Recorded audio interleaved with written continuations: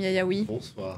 Alors, agence de notation, les mauvais élèves reçoivent de mauvaises notes. Alors, on va parler de ces agences de notation. Il y a un article de Slate assez intéressant là-dessus.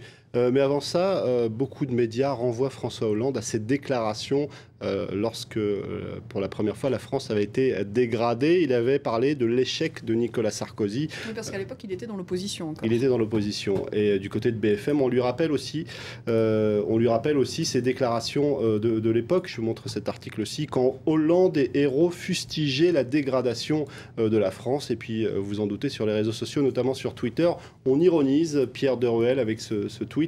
La France perd un A sous Sarkozy, le PS explique que c'est une honte. La France perd un A sous Hollande, le PS, pas d'inquiétude. Alors on pourrait inverser les rôles parce que ce soit la gauche ou la droite, c'est à peu près le même son de cloche. Alors je vous le disais, le site Slate s'est intéressé à ces agences de notation et nous explique, bonne nouvelle, la France reste mieux notée que les agences qui la notent parce que ces agences se notent entre elles.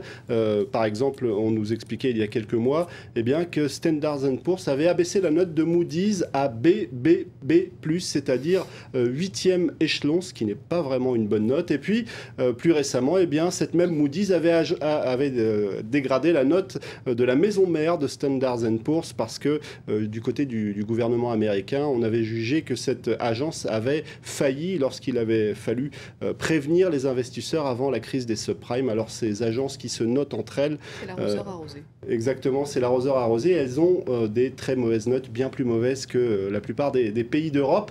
Alors, le site Slate s'était posé la question, justement, si la Commission européenne, si les États d'Europe du Sud ou encore si le FMI se mettaient à noter les agences de notation, il n'y a pas de doute là-dessus, elles auraient tous un D, c'est sûr. Allez, Marine Le Pen critique un peu vite un discours de François Hollande. Alors cette histoire est à lire sur le site du Huffington Post. Marine Le Pen qui s'emballe à tort sur un tweet de l'Élysée, nous explique-t-on. Alors Marine Le Pen qui a publié ce message, signé Marine Le Pen, pour bien montrer que c'est elle qui l'a rédigé. On a touché le fond. L'Élysée mélange la Première et la Deuxième Guerre mondiale. Il s'agit du discours de François Hollande d'hier, en réaction à un tweet en particulier, un tweet de l'Élysée qui reprend une déclaration du président. Commémorer, c'est souligner l'héroïsme discret du résistant, saluer la dignité du juste qui cache un juif au péril de sa vie. Alors on comprend que ce tweet fait référence à la Seconde Guerre mondiale, et c'est ce que reproche Marine Le Pen. En quelque sorte, elle accuse François Hollande de confondre les deux guerres, mais en réalité, elle n'a pas écouté le discours, parce que François Hollande expliquait quelques instants avant que l'année qui arrive, l'année 2014, va marquer le centenaire de la Première Guerre mondiale, mais aussi les 70 ans de la Libération, 1944. Finalement, Marine Le Pen s'en est pris à François Hollande sans même avoir écouté son discours, et sur un sujet aussi grave, c'est plutôt mal vu. Alors le site de la radio RTL nous explique qu'elle n'est pas la seule. Un certain nombre de tweetos ont parlé trop vite.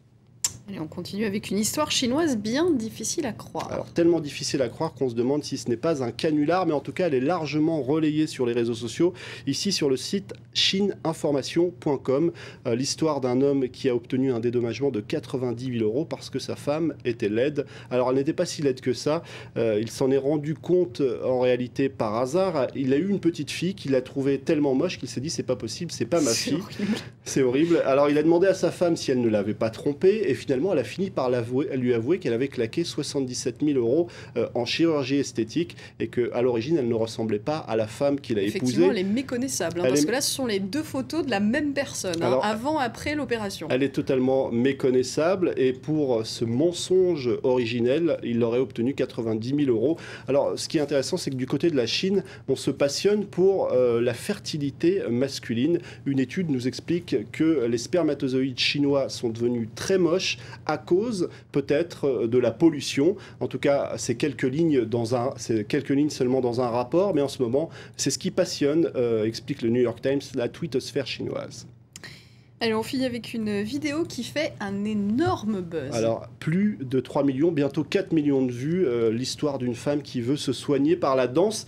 Alors, c'est une américaine du côté de San Francisco. On va découvrir quelques images ensemble. Elle va subir une double mastectomie, et juste avant, elle danse avec l'équipe qui va s'occuper de cette opération particulièrement lourde. C'est l'ablation des deux seins. Exactement, et elle danse plutôt pas mal.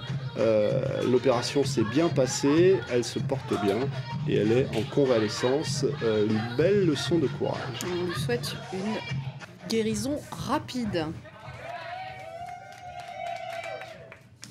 Voilà pour ces quelques pas de danse. Merci beaucoup Karim Yayaoui pour cet œil sur les médias. C'est maintenant l'heure de notre focus. Direction la région parisienne aujourd'hui à la découverte